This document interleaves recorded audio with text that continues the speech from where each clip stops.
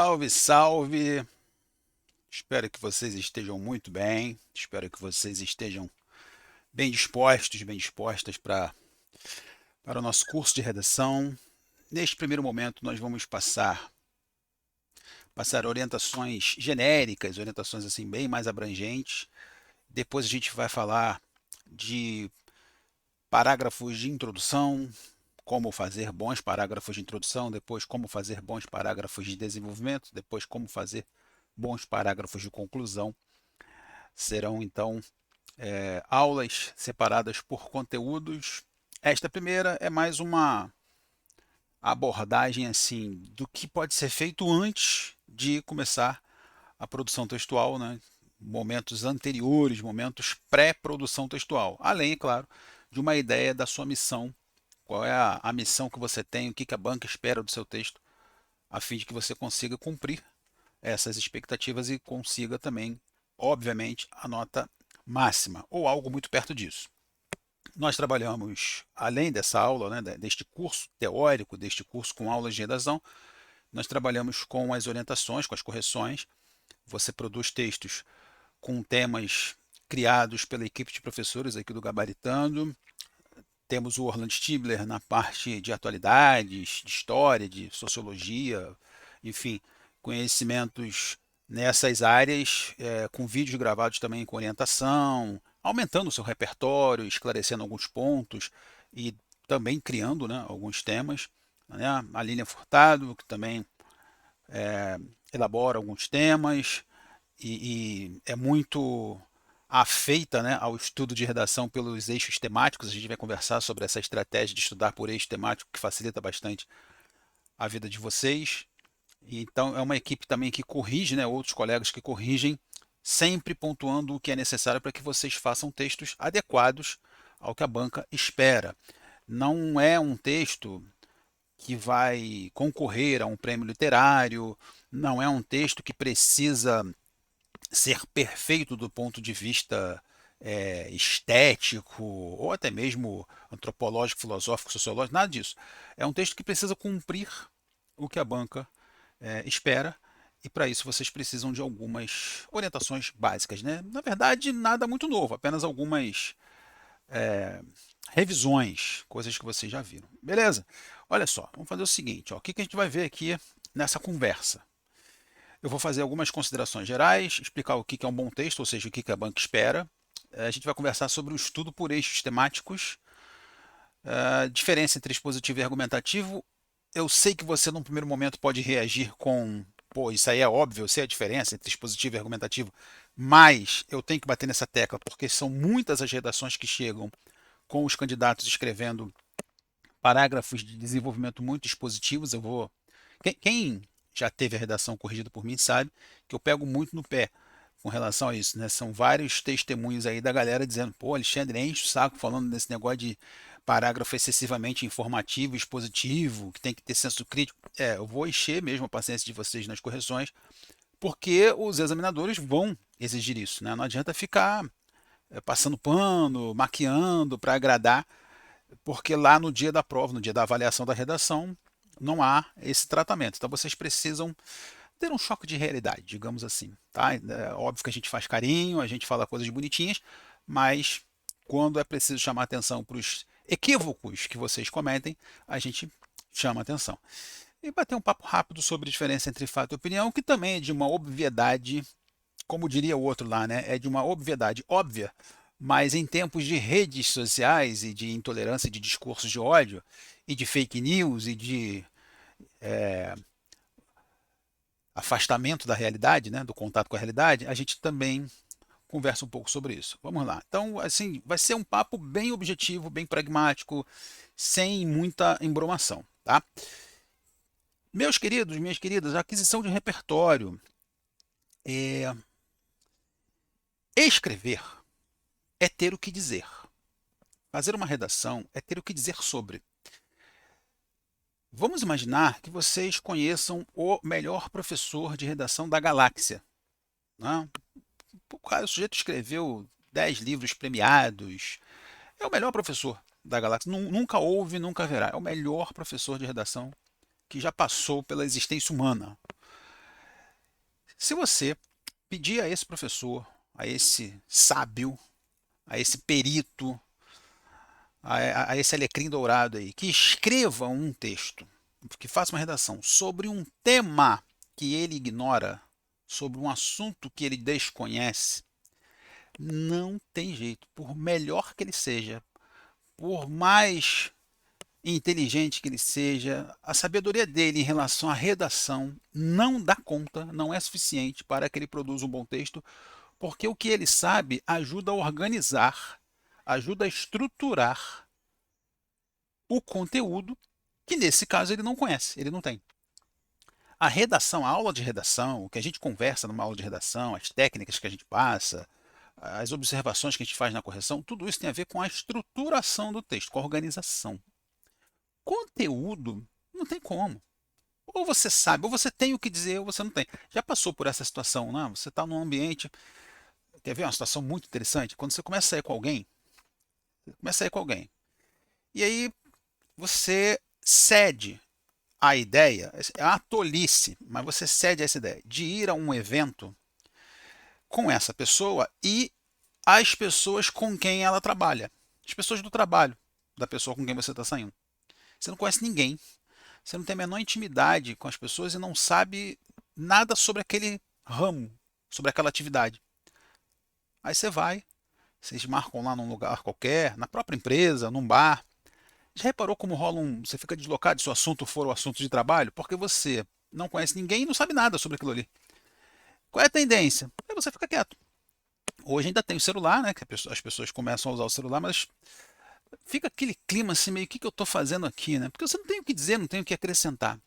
Porque você não tem as informações necessárias para dialogar, para interagir. Então, não adianta você se abastecer de técnicas se você não tiver conteúdo. A aquisição de repertório é a primeira coisa que você precisa fazer. E eu sei que está difícil hoje, porque a galera não consome notícia. É, consumir notícia hoje quase sempre significa ficar deprimido, deprimida, né? Ver jornal, ler jornal. É quase sempre algo que leva à depressão, a um estado, né, de letargia, de espanto mesmo, né? De choque. Hã? É sério, né? Então, estão fazendo isso, estão querendo perseguir um sujeito que faz caridade, né? Então você tem assim, não, é sério, vão gastar dinheiro público com isso. É difícil, a gente se informar é muito difícil, porque revolta, deprime, mas a gente precisa, vocês precisam ficar antenados com os assuntos que estão sendo discutidos por aí, muita leitura. Temos hoje podcasts, né? Virou febre, né? Um monte de podcast aí discutindo, podcast sério, né? Não estou falando esses idiotas que fazem muito sucesso, não. Mas os que vão discutir algumas pautas, canais no YouTube de pessoas muito legais que discutem assuntos relevantes. O Orlando Stimler indica coisas bem legais para vocês. Leitura é buscar informação. Isso é importante, pessoal. Ah, eu não tenho tempo, estou estudando muito, trabalho, dentro da possibilidade de cada um. Mas assim, o investimento em aquisição de repertório faz toda a diferença. Pegar uma redação que o sujeito discute um tema falando coisas superficiais e óbvias, você não vai chegar longe. A sua nota não vai ser uma nota alta com obviedades, com clichês. Né? Dependendo da banca, não chega nem a 50% da avaliação da nota máxima, porque o examinador ele não tem muita paciência para obviedades, para coisas que já são, né, conhecidas. Você tem que acrescentar alguma coisa à discussão do tema. Então, faça disso um hábito. Comece a ler bastante. Comece a consumir notícias de fontes variadas, fontes confiáveis, evidentemente. Ouça podcasts, veja canais no YouTube que discutem os assuntos que estão aí girando no dia a dia, redes sociais, segurança pública, poluição do meio ambiente, né, aquecimento global, é, intolerância na área política. Né? Tem gente que chama de polarização, eu não concordo com esse termo, não acho que exista polarização nenhuma. Né? Um lado é extremista, o outro não, o outro não é extremista. Mas, enfim, temos, evidentemente, algumas pautas, né, mudanças de comportamento, novidades nos arranjos familiares, muitas coisas aí que estão em evidência Deem atenção a isso. É muito interessante que vocês adquiram um repertório. Aí depois é organizar. É aquela história, né? A redação ajuda você a organizar os móveis na casa. Né? A redação vai dizer, olha, essa geladeira não é muito comum que ela fique no banheiro, não é legal essa geladeira aí. A geladeira funciona melhor na cozinha. Aí você, tá, então o avaliador vai me dar uma nota maior se eu colocar a geladeira na cozinha, não no banheiro. Isso, essa parte aqui é lá no outro cômodo. Esse trecho que você escreveu dialoga com aquele lá, transfere, pensa nisso. Então a gente orienta, mas a geladeira quem tem que comprar é você. É você que tem que ter essa geladeira. É você que tem que ter o conteúdo que a gente vai ajudar a organizar. Aumente o seu repertório, expanda o seu conhecimento de mundo, veja outras realidades, considere outras possibilidades. Quanto mais aberta for a sua cabeça, quanto mais disposição você tiver para entender, né, além da narrativa óbvia, além da narrativa que o sistema que oprime você emprega, né, e aí evidentemente que ela está enviesada, além da narrativa da mídia que está a serviço desse sistema, veja outras possibilidades e amplie os seus horizontes. Isso só vai te fazer bem. Quanto mais você abre a cabeça, expande, considera, enxerga outras rotas, outras possibilidades, maior o seu repertório, mais fácil fazer a redação. Não vejo ninguém, não conheço nenhum caso de gente que piorou porque começou a adquirir conhecimento. Não conheço. Não há registros, né? A despeito daquele momento de depressão, conforme você vai sabendo de algumas notícias, né? Mas você supera, como diz o clássico do nosso cancioneiro, supera. Galera, e aspectos técnicos é algo bem assim, bem rápido, porque eu não vou ficar aqui perdendo muito tempo. Eu estou conversando com pessoas adultas, né? Não é aula para criança. Eu não vou ficar aqui D com A faz dá, C com A faz K. Eu não vou fazer isso. Num primeiro momento é até algo parecido com isso que eu vou dizer, mas são aspectos técnicos que podem pesar sim em relação à sua avaliação. Letra, legibilidade, tá? Por exemplo, uma coisa muito legal, quer dizer, legal não, uma coisa muito importante que você não deve fazer, sairei da frente porque eu estou sobreposto, é a seguinte, olha aqui, ó. Tem muita gente que na hora de fazer a separação silábica, coloca, tá dando para ver aí, ó, coloca o hífen embaixo da letra. Eu marquei aqui, ó. Hífen embaixo, tá vendo? Vai lá escrever, o sujeito colocou aqui na linha 3, ó, U, aí botou ma na linha 4. Hífen embaixo, ma. Na linha 6, haja. Aí tem o HA lá no final, hífen embaixo do A e o já na linha 7. Hífen, pessoal, é do lado, não é embaixo da letra. Não existe hífen embaixo. Inclusive, muita gente, quando coloca o hífen embaixo, confunde. O avaliador pode achar que é um acento da palavra seguinte, da palavra que está embaixo. Aqui, por exemplo, tem um hífen aqui que, dependendo da posição, esse não é o caso, que ele está bem coladinho ao A, mas se ele descer um pouquinho, pode parecer que é um acento na vogal O, que está aqui na linha 13. Hífen é do lado e não embaixo. Alexandre, mas eu perco ponto se eu fizer isso? Olha só, não é todo avaliador que pune. Todos os avaliadores de todas as bancas punem com rigor isso aí. Não. Muitos avaliadores fazem vista grossa. Uma galera mais ventilada, mais preocupada com conteúdo do que com forma, não dá muita confiança para isso. Mas há muitos avaliadores ortodoxos. Aquela galera mais, sabe? Você deve ter alguém assim perto de você, né? Na sua rede, no seu trabalho, na sua família. Aquela galera mais chata, mais rigorosa, mais assim, literal. Não pode, não pode. Aí tem avaliador que faz disso aí, né? Uma satisfação, um prazer, um gozo. E aí pune. Pune, como diz lá o outro, de com força, né? Pune, de com pune. Aí você perde aí 0,50, 0,75, faz uma falta na nota final que você não imagina, né? Tá lá com uma redação que vale 10, tá lá com um 8,25, poderia estar com 9. Poderia estar com 9,25 e isso, pô, faz você subir muito as posições na classificação final. Então, na boa, evite esses vacilos, não faça a separação silábica com o hífen embaixo da letra. É do lado, tá? Não fica zigue-zagueando na margem, evita a letra maiúscula muito pequenininha, tá? Não, você não está vendo que avançou, agora sim. Esse segundo aqui, ó, o S da pessoa, é um S que parece com S minúsculo, aumenta a letra maiúscula, ó, tem um segundo aqui também na linha 6, que carece de um tamanho mais exageradinho, né, maior, tá? Tenha essa preocupação para o seu bem.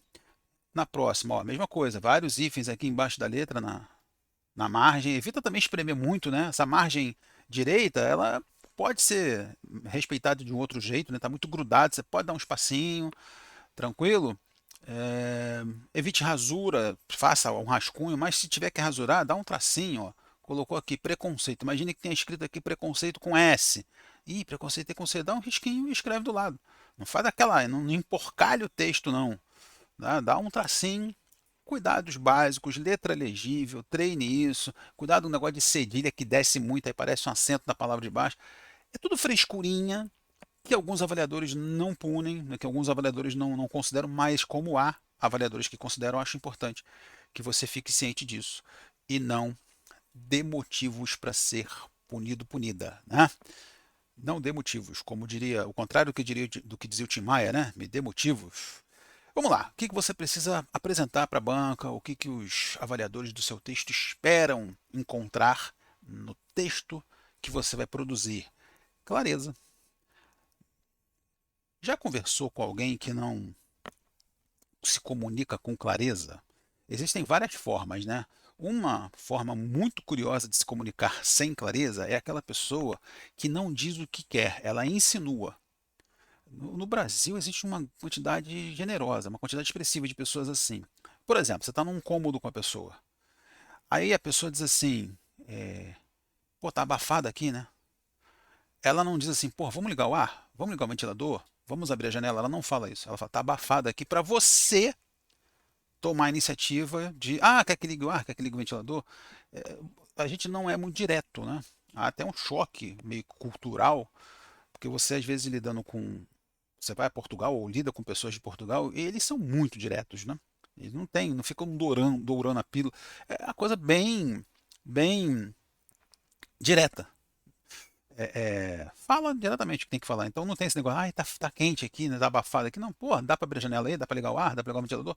É mais direto. Então, claro, seja claro no que você estiver dizendo no seu texto. Não fica rodeando, não fica de nhenhenhen ali, sem muita objetividade, sem ir direto ao ponto. Seja claro, transmita o seu recado com clareza.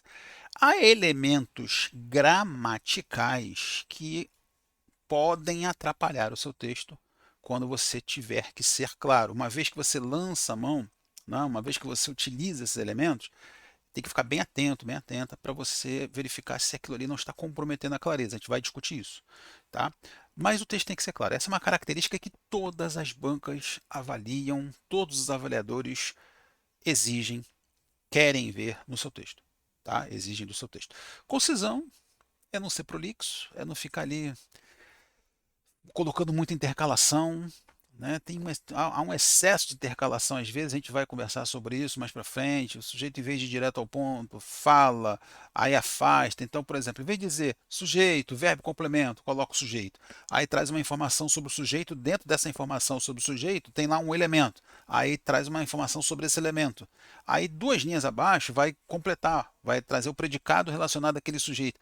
Aí já perdeu o contato, aí erra a concordância, porque o sujeito está no singular. Essa intercalação está cheia de palavras no plural. Aí coloca o verbo no plural, erra a pontuação, gera ambiguidade. Então, seja conciso, enxugue, cortando inclusive o que não acrescenta nada, né? Tem gente que fala assim, as redes sociais odiernamente quer me irritar é usar esse odiernamente. Mas aí eu confesso que é um problema meu, né? É um preconceito meu.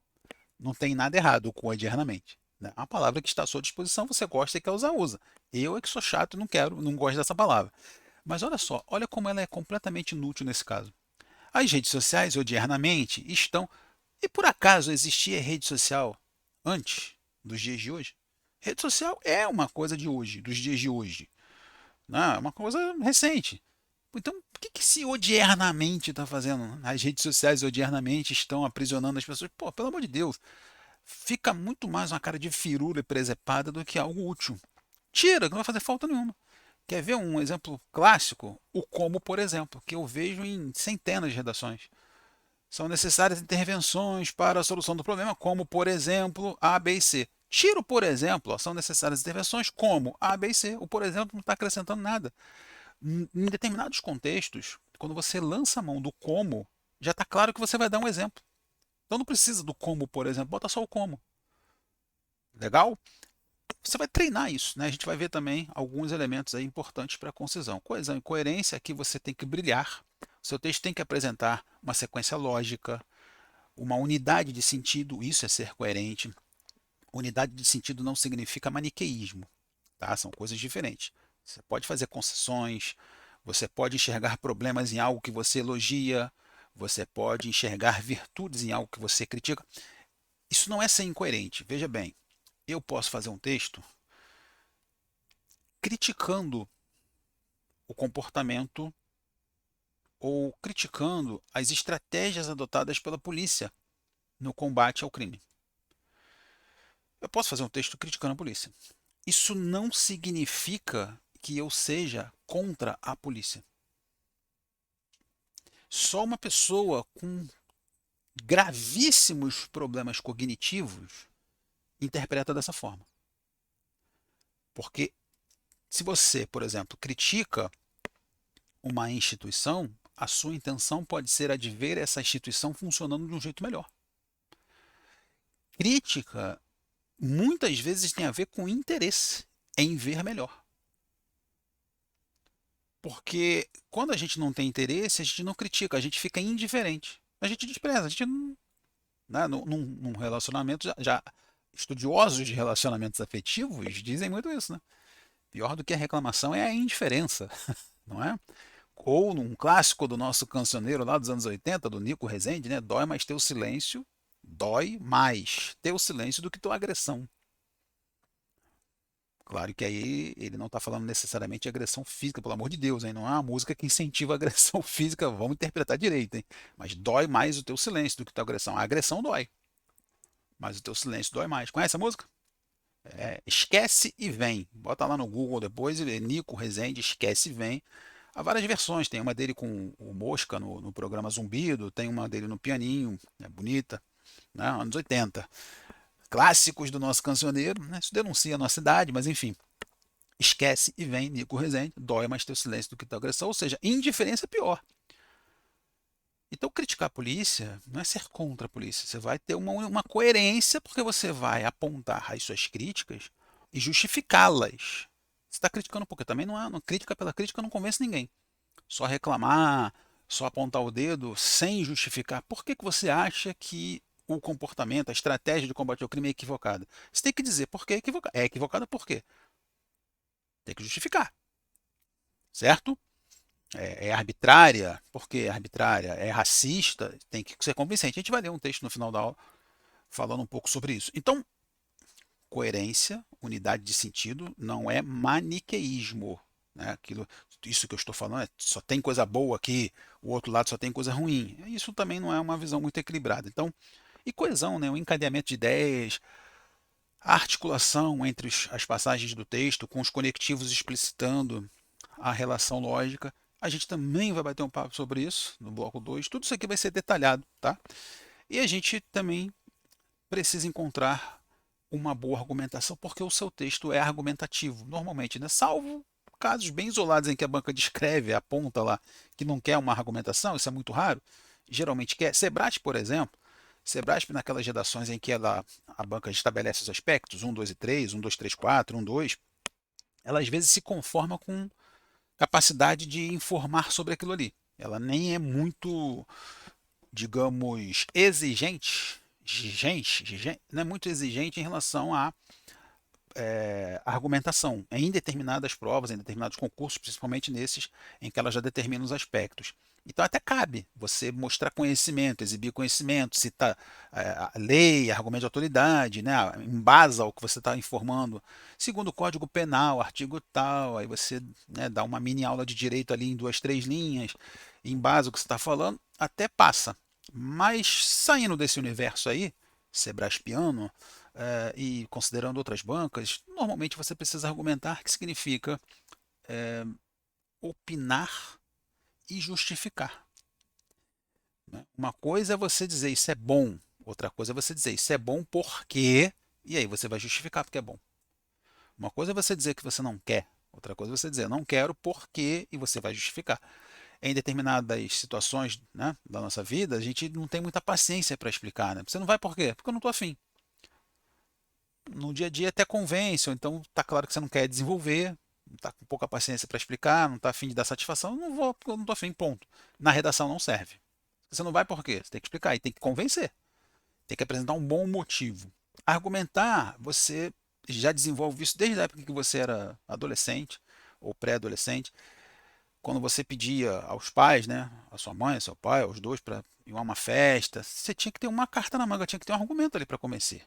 Às vezes você não conseguia convencer porque os seus argumentos eram fracos, né? Eu vou, eu quero ir à festa. Por quê? Porque todo mundo vai. Qual era a resposta que os nossos pais davam? Você não é todo mundo. Na redação, é essa negociação aí. É você com o avaliador. Senhores avaliadores, eu quero ir à festa. E eles vão perguntar, por que você quer a festa? Não vai não, a gente não vai deixar. Você tem que ser convincente. Pô, eu preciso de a festa porque... E aí você vai ter que vender o seu peixe. É isso que você está discutindo, esse tema que você está trabalhando, você está dizendo que isso é desse jeito por quê? Isso é nocivo à sociedade porque é benéfico porque tenha isso em mente. Na hora de fazer o rascunho ali, ó, você tem que argumentar, convencer. Você tem um ponto de vista, né? A privatização é uma boa ou é uma furada? Eu acho ótimo. Por quê? Tem que justificar. E prepare-se, por isso que eu falei lá no início, aquisição de repertório. Quando você lê muito sobre um assunto, conhece fontes variadas sobre um tema, ouve, lê e vê coisas diferentes, visões diferentes, você tem ferramentas até para comparar. Como é que você vai se posicionar do jeito B se você só consome quem se posiciona do jeito A? Como é que você vai ser contra as privatizações se você só lê textos a favor, só consome gente que é a favor? Como é que você vai ser a favor se você só consome leitura, né, textos produzidos por quem é contra? Então é bom variar, que aí você tem base. Ah, eu entendi o ponto de vista dele, entendi o ponto de vista dele. A galera do direito sabe como é importante isso, né? O contraditório, enfim. Ah, então agora eu tenho base para tirar minha conclusão aqui. Olha, isso que você falou faz sentido, isso que você falou é interessante, mas pesando aqui, colocando, eu vou para o lado de cá. Porque eu acho que aqui tem mais benefícios, ou isso contribui melhor, tá. Pronto. O importante quando você faz o texto não é o seu posicionamento. Quer dizer, o seu posicionamento é importante, óbvio, mas mais importante do que o seu posicionamento diante do tema é por quê.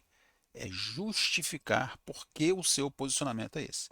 Beleza? A gente vai dissecar tudo isso, só passar para frente aqui para ver se tem isso. A gente vai falar de clareza textual, né, de concisão, de forma mais detalhada, vai falar de eixo temático no próximo bloco. Tá? Depois a gente vai analisar, no final da aula, a gente vai analisar um texto que foi publicado num jornal, para que vocês tenham mais ou menos uma ideia do que é valorizado numa redação. E nas próximas aulas, como eu disse no início, a gente vai dividir as estruturas, né, os pedaços, uma aula só sobre parágrafos de introdução, uma só sobre desenvolvimento, uma só sobre conclusão, e aí a gente oferece algumas possibilidades de composição, repete algumas dicas, repete alguns exemplos para fixar bem, tá joia? Vamos então ao bloco 2 da aula para falar um pouquinho mais, com um pouquinho mais de detalhes sobre esses tópicos que estão aí. Vamos lá.